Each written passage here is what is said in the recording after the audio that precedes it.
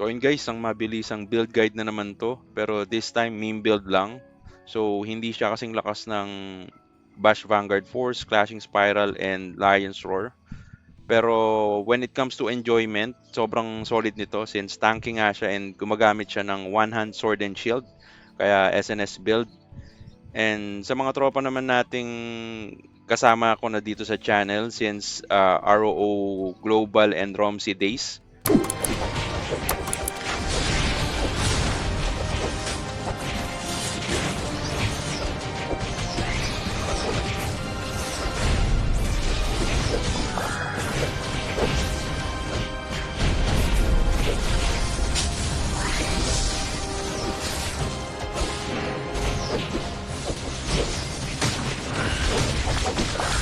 Dumay ba ko tol ha? Copy. Andyan ako. Andyan ako. Nasa gitna nila ako. Ah! Unga! Go Unga! Magic Rod! Ah! Huwag ka bibitaw! Back to back, tol! Nauubahan ako Ah! Tension, relax! Ah! YGG! Mastelahan mo. Mastela, Art of Steel, Magic Rod. Uy, tangin, optimize na, sige. Wala akong principle, shit. Ah! Tension, relax. YGG. Lahat na gamitin mo. Go, lahat to. Tangin, di pa patay, tol. Ah! Live steal! Ah! Ang taga, nilalabanan na isang guild to. Frenzy! Bag! Sige! Magic Rod! Oh! Retainer! Ah! Saan na, idol? Dito ako sa All the likod way. mo. Art of Steel! Nadidisi. Ba't lumatras ako? Putek. Tension, relax. Shit! Napatay ako! Kilala nyo naman ako. Ang trip ko talaga is yung medyo tanky setup na kaya mag-survive kahit walang FS. So, kaya ko tiray buuin yung setup na to. And ito yung ginagamit ko ngayon sa mga PvP contents. So, ayan, umpisa na natin. Unahin na natin yung stats. Sa stats, may max out lang natin yung agility, then STR. Agility, since ang gamit nating damage dito is yung bash na skill and nag-i-scale siya sa mismong attack speed mo. So, kailangan natin ma-hit yung 500 attack speed. Then next is STR, dahil ang gamit nating weapon is Stirfing and yung damage niya is nag-i-scale naman sa strength stats mo. So, yan yung dalawang stats na prioritize natin. So, sa equipment naman, ang gamit natin is one-hand sword. And ang Divine Armament is Stirfing dahil nagbibigay ito ng additional damage na nagbe-base sa strength stats natin. Hindi natin pwede gamitin kasi si Fire Blend tsaka Excalibur kasi medyo bababa na yung damage output natin. And kahit papano kasi ang goal natin is mapatay pa rin natin yung mga target natin when it comes to PvP. Then sa armor, Rider Suit, Rider Mantle and Boots, yung buong setup lang para dun sa additional attack speed. Since kailangan natin ma-hit yung 500 attack speed para dun sa global CD ng bash na skill.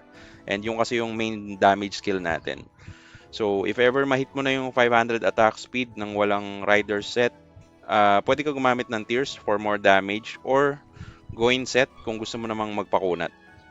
Then sa shield natin, Valk shield lang yung ginamit ko para sa additional reduction sa water, fire, ganyan. Siyempre yung mga mage ngayon gumagamit ng storm gas build and biochem naman, fire damage. Tapos additional P damage reduct and M damage reduct na din. Sa accessories naman, dalawang brooch para sa additional attack speed and medyo mahirap kasi abutin yung 500 attack speed dito nang hindi gumagamit ng brooch. Pero in case naman na max out mo na yung attack speed mo nang walang brooch, pwede ka na maggumamit ng Nile Rose for additional damage. Then next is yung skill setup. So sa skill setup, ito first job, level 10 Bash, level 5 Magnum Break para sa prerequisite, level 5 Fatal Blow para sa stun, Sword Mastery para sa prerequisite lang din, level 10 Increase Recuperative, prerequisite din yan ng Tension Relax naman, level 5 Provoke and level 10 Endure. Ito, Endure State, napakahalaga niyan para hindi ka manakback, lalo na ngayon ang meta is yung Storm Gus build ng Wizard. So, sobrang maboboset ka doon kung sakasakali dahil kikiyod-kiyod yung karakter mo. So, itong Endure is okay na okay to. Ang kaso lang is, ang CD kasi nito is 60 seconds sa PvP. So, medyo mahaba. Hindi mo siya mai-spam. Pero kung magkakabit ka naman ng concentration, katulad nito, yan, nag-a-apply rin kasi to ng Endure, yung concentration pag binabuff mo siya. So, technically, para ka na rin naka-EDGA card. Yung dating EDGA card pala sa ROMC, kung familiar kayo, yung Unlimited Endure effect. Para ka na nakaganon, if ever na kinakas mo to lagi, yung concentration mo. So, kung may papasukin kang wizard na nag-i-spam ng Storm Gas, and naka-level 10 yung Endure mo, every time na magko-concentration ka, meron kang 14 seconds na Endure state. So, kung sa PvP, 60 seconds yung cooldown ng Endure, mababypass mo siya gamit yung concentration. So, pakita na lang natin mabilis. Kaya katulad nito, pag nag-consi ako, makikita nyo, kumakapit yung Endure. And kung anong level ng Endure, yun yung duration na lumalabas. So, i-spam mo lang yan, yung consi. Kunyari, may hahabulin ka. Ayan, lagi ka na naka-Endure state. And napakabilis ng CD niyan, 5 seconds lang ata, 4. So, kung dadive ka at may target ka, na nahaharangan ng mga Storm Gas, Magnus Exorcismus, yun yung mga nakakapag-stagger ba and kumikiyod-kiyod ka. Napakalaking bagay na ima-manual mo to, yung concentration. Although nakalagay rin siya sa auto slot mo, pero mas okay siyang manualin na lang para alam mo kung kailan mo siya kailangan gamitin. So, ayun, balik tayo sa skill. So, ayun yung first job, skill. Sa second job naman, riding, level 1. Level 5, cavalry mastery. Prerequisite yan parehas ng joint beat. Then, sword quicken. Level 10 para sa attack speed. Level 5, sturdy strike. Level 5, lion's roar. Level 5, iron will para ma-open mo yung tension relax. So, ayun lang. And lagay ka rin pala ng charge attack kasi sobrang okay pang habol niyan. Pang para if ever tinatakbuhan ka ng mga targets mo, mako-close mo yung gap nyo. Then, sa second trance, ayun, level 1 concentration para ma-spam mo yung endure skill kahit sa PvP. Level 5 head crush para ma-open mo yung joint beat. Ito, ni-level 10 ko kasi humugot din tayo ng damage dito sa joint beat since wala nga tayong Vanguard Force dahil ang weapon natin is one-hand sword. So, ayan, level 10 para sa additional 350% damage and debuff na rin sa joint beat effect na nag-trigger kada skill mo. Pero once every second lang yan. So, ayan, level 10. Then, Aura Blade, additional damage din yan. Level 1 na lang yung pari kasi medyo marami na yung naka-illusion peroni sa PvP. So, medyo hindi na to nagmamatter eh. Pero lagay ka pa rin para kung sakasakali yung mga player na hindi gumagamit, makakapag-block ka pa rin. Then level 5 Berserk para sa additional damage din and mas mataas na HP. Siyempre, alam naman natin na lumalambot na sobra pag gumagamit ka ng Berserk. So, yung additional HP na 150% is makakatulong para kahit papano hindi ka naman ma-delete agad pagkaka-Berserk mo pa lang. Then, level 1 Rune of Fate. Level 5 Tension Relax. Itong Tension Relax, sobrang solid niyan, lalo na pag PvP kasi meron kang sariling heal. And in case na hindi ka naaasikaso ng Bard or FS mo dahil tinutulungan nila yung mga ibang ka-team mo, at least makakapag-survive ka on your own. So, ayan, sa skill. And sa auto pala, auto skill slot, ito lang nakalagay, Bash, Aura Blade, Sword Quicken, Concentration, then Parry. Since wala pa tayong Maya Purple, pwede ka rin maglagay ng sight. Ayan, lagay mo lang. Firm. Yan, so para meron kang visibility sa mga invisible units. Then next is yung cards naman. So umpisa na natin sa weapon na lang. Ayan. Illusion card, Peroni. Sobrang halaga niyan para ma-ignore yung block, parry, and flee. Wag mo tatanggalin yan kasi kunyari makikipag 1v1 ka sa RG or sa kapwa mo LK na naka-block or parry. Ang hirap kasi nabablock nila yung damage mo. So etong Illusion Peroni, napaka halaga niyan. And may additional damage din naman to, P damage. So okay na okay ang card na yan. Then dito pinili ko na lang Scale for medium size, damage to medium size. Sa shield, Tara Frog, dalawa. If meron ka na nung dalawang Tara Frog na purple. Pero if wala pa, kahit itong illusion lang, okay na yan para sa Demi-Human Reduct. Sa armor, ito naka-ghost string ako kasi para sa mga RG. And alam ko yung Blitz Beat ba or yung basta yung ibon ng sniper, force neutral din. Then ito RG, yung Sacri build, naka-force neutral din yon. Asura, kahit pa paano malelesen. Pero sa ngayon kasi, medyo makati talaga yung Asura na kahit naka-ghost string ka, one hit ka pa rin, one hit delete ka pa rin. Hindi ko lang sure pagka ghost string to Orc Baby tas Tara Frog kung mawa one hit. Pero alam ko yung full DPS is one hit pa rin talaga kahit naka-ghost string ka. So para lang to sa RG or yan, sniper, ganyan. Then dito sa mantle, dalawang miss para sa poison reduction, damage reduction sa poison. Yung GX kasi, naka-poison yun madalas. And yung 30% damage reduct sa poison, napakalaking tulong yan para hindi ka agad punit ng Grimtooth. Syempre alam naman nating lahat na sa ngayon, isa sa pinakamalakas, if hindi pinakamalakas yung Grimtooth build. So, ayan yung dalawang miss card, makakatulong yan para kahit papano, ma-reduce natin yung damage niya. Then dito, ML card, yung libre. Then kung meron ka additional illusion card na MVP illusion card, yung dilaw, pwede kang kumuha ng isa pang ML. Pero kung wala, kahit, ayan, Sohi or additional HP. Then dito sa accessories, huwag kayong magpapawala ng horong kasi ang daming ang invisible units gaya ng Stalker, Assassin, tsaka Doram din ata, meron din ata. So napakahalaga niyang horong sa PvP. If ever naman may Maya Purple kayo, pwede nyo nang palitan yan. I suggest na mag-bash na lang kayo kung sakasakali. So yan, bash bongon card. So kung meron kayo Maya Purple, pwede na kayo mag-bongon card dyan. Kung gusto nyo 4 para mas maraming proc chance, okay yun. Then sa headwear, eto sa head, nakadalawang ghoul lang ako para sa damage reduction to poison. So additional layer of defense na naman to para sa poison damage. Since yung mga naka-Grimtooth nga is madalas naka-poison element. So yan, matutulungan ka niya mag-survive dun sa Grimtooth. Then, sa face wear, na tayo dito. Since wala pa nga ako ng ibang purple na puppet card, face wear, ito ang pinaka-okay dyan, damage versus medium enemies. Since medium nga yung mga players. So, dalawa niyan para sa face wear. Sa mouth wear, ito, si Doppelganger Puppet, para reduction naman sa medium size, dalawa niyan. Okay, sa backwear naman, ito, Golden Thief Bug Puppet or Drake Puppet card para sa physical or magical damage reduction. So, nasa inyo na yan kung ano yung mas prefer nyo, kung ano yung nakakalaban nyo madalas sa PvP, kung mage ba or physical class.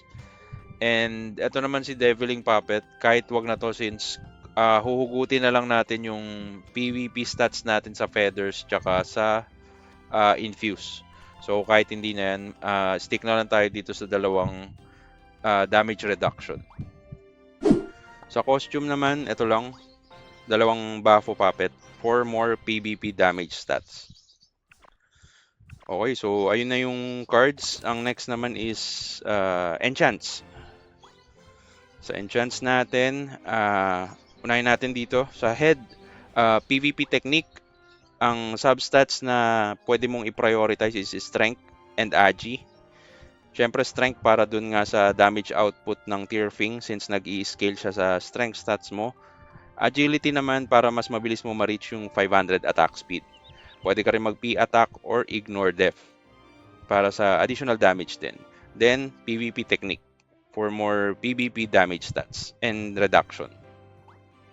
Sa face wear, ang pinaka-okay is siguro sa ngayon improve PDEF or MDEF kasi medyo kumakati na rin yung mga magic class and parang sa PvP sila na yung pinaka-threat talaga dahil ang lakas talaga ng wizard tsaka ng sorc ngayon. So maganda na magdagdag ka ng MDEF pero pwede ka pa rin naman mag-PDEF dahil nga yun nga yung Grimtooth sobrang solid pa rin naman nila. So nasa preference mo na lang yan, so mamili ka na lang dyan sa dalawa. Then, VIT, okay din yan. Pero mas piliin mo na yung MDEF na base stats or PDEF kaysa dyan sa VIT stats. Tingin ko mas okay itong dalawang to para tumaas yung base PDEF or MDEF mo. Then, sa mouthwear, ang enchant naman is, ayun din, parehas lang. PDEF, improve PDEF or improve MDEF. Nasa preference mo na lang. Sa substats, MDEF or PDEF ulit. Sa armor, pinaka-okay is vitality boost na lang para talagang general defense siya and may additional healing taken pa. So, mas okay yan, vitality boost. Then, ang substats niya is PDEF and MDEF din. So, pwede mong gamitin yan. Or kung VIT, nasa iyo naman yan. So, pagpilian mo na lang yan kung VIT, PDEF or MDEF. Then sa weapon, syempre melee boon for additional P damage tsaka physical attack. Then sa substats, prio mo STR, next Agi. Pero pwede ka rin kumuha dito ng attack speed stats. Okay lang yung physical attack percent and physical attack, pero mas okay talaga yung strength kasi nga yung Tearfing mo is nag-i-scale sa strength stats and yung agility naman para ma-hit mo yung 500 attack speed. So, kung ako magsasuggest, pinaka-okay, strength, agi, and attack speed na lang. Huwag mo na munang kunin yung physical attack. Then sa shield, pinaka-okay dito, based sa mga nakakalaban ko sa PvP, anti-M damage na. Pero kung talagang mas marami kayong nakakalaban na Grimtooth build, anti-P damage. Pero ako mas okay na yung anti-M damage dahil sobrang kate talaga nung dalawang class na yon, yung Wizard, tsaka yung Sorc when it comes to PvP. So, kailangan na rin natin maglagay ng reduct against sa kanila. So, anti-M damage or anti-P damage. Then, sa substats, PDEF or MDEF, pwede ka rin mag-VIT. Then, sa mantle, ayan, anti-M damage uli for reduction. Pwede ka rin mag-vitality boost, pero mas iprayo mo na tong anti-M damage. Kasi mas okay ang reduction kaysa dito sa max HP. Then, MDEF. Para sa additional magic defense. Pwede ka rin mag-VIT or int. Kasi itong int, MDEF din naman yan. Pero MDEF na lang siguro. Yan. Para sa base MDEF mo. Sa boots, ito, anti-P damage uli. Pwede ka mag-vitality boost pero mas maganda yung reduction. Anti-P damage na lang. Then, pwede kang mag-STR na dito for additional damage. Siyempre, every time na nakakita tayo ng STR, pinaprayo natin yan dahil kailangan din natin ng additional damage output para mapatay natin yung mga target. And yung Tearfing kasi, yun nga, nag-scale sa strength. So, every time na may makikita kang strength, kunin mo yan. Sobrang solid yan. Then, accessories, melee boon lang din. Parehas ng weapon. Agility, para sa attack speed. Pwede ka rin naman mag-physical attack and physical attack percent. Pero unahin mo na yung Agi na 5 para sa additional attack speed mo. Kasi ang goal nga is ma-max out mo muna yung 500 attack speed. Pero if ever max out mo na, physical attack and physical attack percent. So, kabilang accessory, parehas lang naman yun. Melee boon, attack, Agi, and physical attack. Sa backwear, PvP technique para sa PvP damage bonus tsaka reduction. Strength, prio mo uli yan para sa damage ng Tearfing mo. Agility for 500 attack speed. Ignore PDEF. Yan, okay yan. Then dito sa costume, PvP technique uli. Then strength, prio mo strength lagi. Pag may nakita strength, Then physical attack, P-def or M-def. Okay din yan. Yung substats na yan para additional base defense mo. Okay, next is feathers. Sa offensive feathers ko, naka LND lang ako. Then space, day, tapos valor. Nag-valor tayo dito para sa strength stats kasi nga si Tyrfing is nag-i-scale sa strength stats mo. So, additional damage output sa atin yan. Then sa defensive naman is LND rin, then Divine, Knight, tapos Order.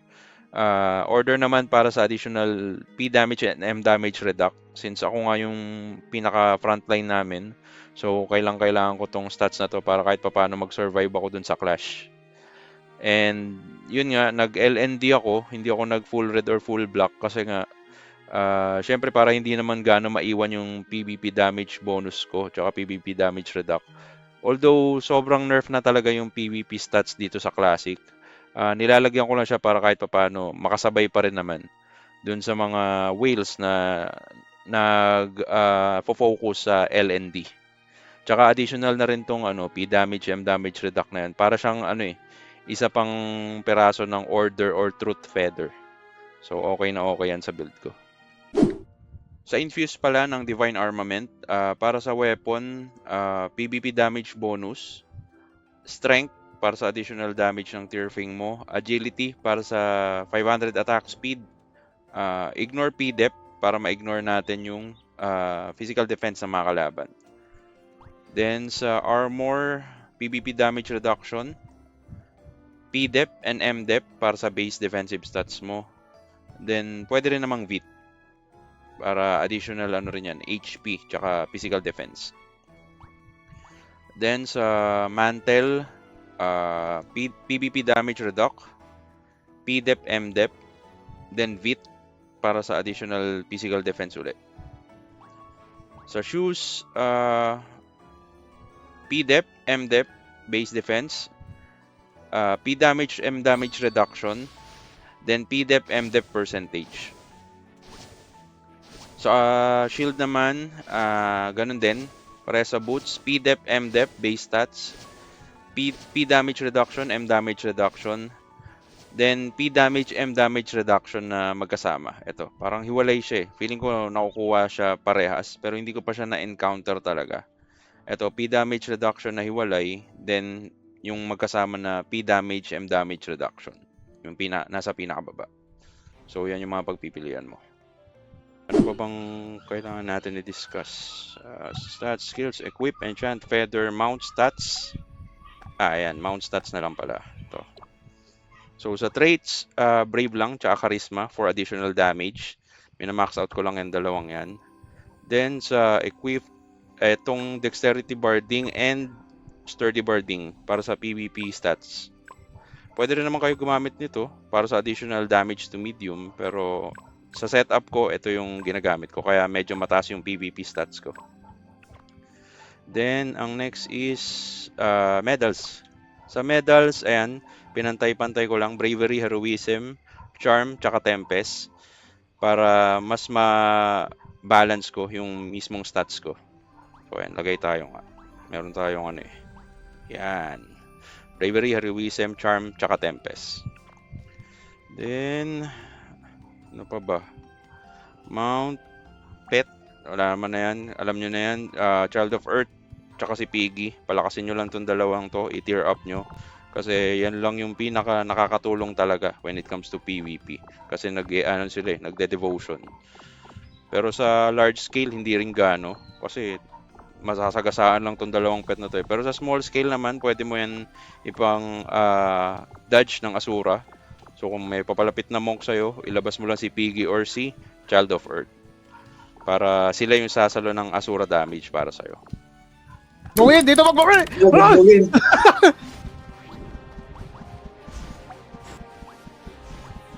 Ayun Tadala.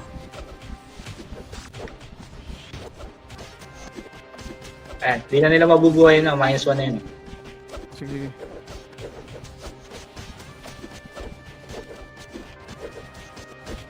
Eto May wizard tol Ako sa wizard.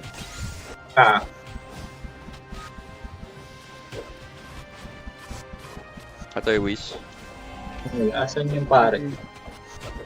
Di ko, parang wala silang pare. Bonkers, pangalan. Bonkers. Ito. Kairita kayo! Patapos nyo na! Ito na, nakita ko na. Okay na. Nice. Hindi na, ano yan. Hindi na wrestle. -1 na, HP. Ano kayo ginawa ni Darren? Hindi ko rin sure tol eh. Mamaya, tanongin natin. Prayo muna, prayo. Patayin ko na to, Patay na ako. Isa na lang buhay niyan. Sige. Ay, gago, napindot. Tatargeting ko ulit para... Sige. Nakita ko na. Okay na. Ubusin Nice. ko na. Ayan. Tapos na, wala nang buhay yung mga yan.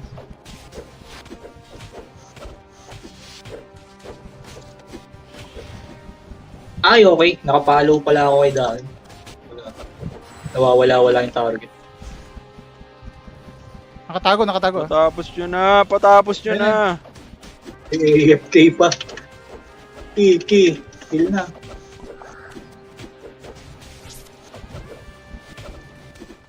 Okay. Ay, naon, tagal na naman! Game. Focus ulit ako, Gabling. Sige. Try natin tol kung kaya harangin.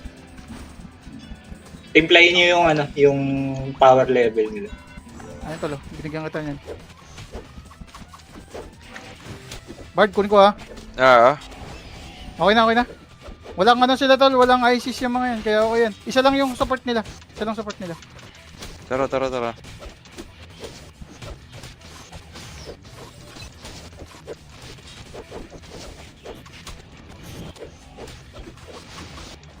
Bard ulit, okay na.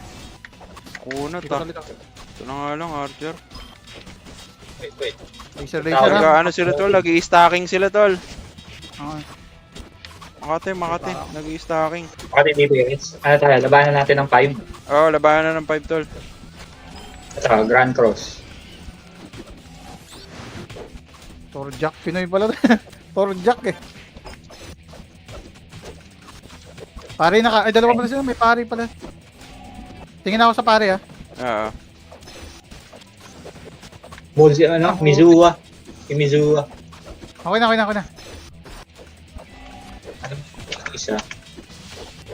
Mizuwa Mercury target. Dikit na nga lang ako doon. Laser ha. Mag-iiba yan.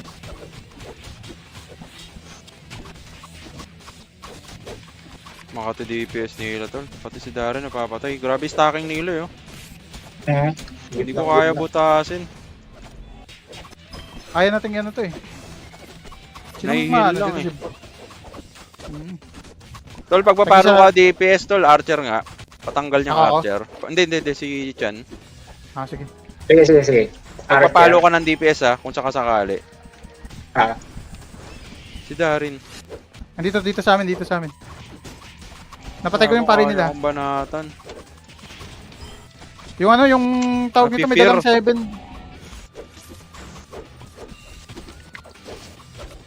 Si yung parang assassin, may dalang yun ha. Sige. Madami Hanapin mo dalang na tol, hanapin mo na. Shit. Sapa. Grabe stacking nila. Chan, Archer nga. Ano? Okay Prayo. na, nalaglag na yung coin niya. Assassin tol. Nalaglag ko na yung coin niya. Nice. Ano tol, lipat tayo. Genetic. Sige, genetic ako. Hindi, Archer tol. Archer muna. Hindi. Wag ka sasabay, Rubes. Ano ka lang, Bard lang. Focus Bard ka, Rubes. Bard FS, kami na bahala dun sa ano. Okay na, FS. Sige. Oo. Tara. Ano, genetic yan. Stacking din tayo, mag-stack din tayo para panalo din tayo pag nag-stack eh. Nag-iwalay sila. Genetic muna. Ay, makatingin mo. Papatay na genetic. Labas. Dominion. Patay, lipat Archer Chan. Pare, kunin ko na. Okay na. Kill na yan. Dominion, naka-Dominion. Genetic tol. Lipat. Yung Bard na, nakatingin ako sa Bard ah. Oo. Come on. Oh, come on eh. Archer. Pare ulit ako. GG tol. Blitz. Ay, hindi pala si Bombazul pala yung Genetic. Huwag na namin palaruin yung dalawa tol. Or Jake. Archer, archer. Patay ulit ako. Teka lang. Buzzword. Genetic, lipat. Genetic, ayan. Hard ako. Wala na yung pare. Ayun, tagal na yun. Nakaya, ano. ISIS, tanggal na yun. Ay, ano ba? Hintayin lang yung ano. Osi, okay na Hintayin yung lang. Archer, archer. Lumabas si archer. Gold coin, gold coin. Pulot lang konti. GG. Sabay, balik. Balik ka na. Tol, lumabas Pare na. ako. Genetic, genetic. Okay na pare ah. Tol. Huwag mo lang pahilin, tol, ah. Yun, tip. Ano tip? Archer, archer muna, tol. Archer muna. Mas malambot. Ito yung nagpipir, tol, eh. Ah, ayan. Patay, patay. Genetic. Ay, hindi. Archer. Buhay pa. Buhay na. Buhay na. Okay na pare ah. Ah. Ang galing. Ayan, Habol ayan, archer. ayan, Habol ayan. archer. Habol archer. Nice. Genetic, tol. Igay mo na dyan. Ano ba eh? Archer, nabuhay ulit ah. Ah. Archer, archer. Pabalik na sa akin, sir. Uy, pitol. Bard na ako. Genetic. Patay mo lang yung Bard FS, tol, ha. Kung papalaroin niya. Pag Hinabol ko, hinabol pag ko nahil nga, tol. sila, yari tayo, eh. Okay na. Kuha coin. Coin. Dalawa lang Wait, ako. onti na lang, ha. Onti na lang, ha. Pag Archer. nakuha natin yung tapos eh. Tapos yung countdown. Ano pwede kunin? Asurahin mo na yung pwedeng kunin, Rubes. Bard. Bard. Kunin natin yung 1 coin niya. Focus na lahat. Focus, Bard. Tara. Sugurin natin, Bard. Okay na. Nice. Dampot. May isa pa. Last one, nakanip Last isa. one. Kasi pare nila, baka nandun. Nagtago. Okay, ano? Pinatagal. Ayun. Ito. Kay Blitz. Ayun, Nasa Blitz, Cinex. yan, Focus Cinex. Okay na. Ay, shit. Ay, putik. Ay, hindi ko makita. Naka-inbi, tol. Uy, para matapos na.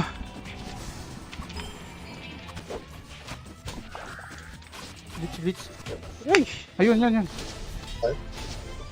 Okay lang. Panalo.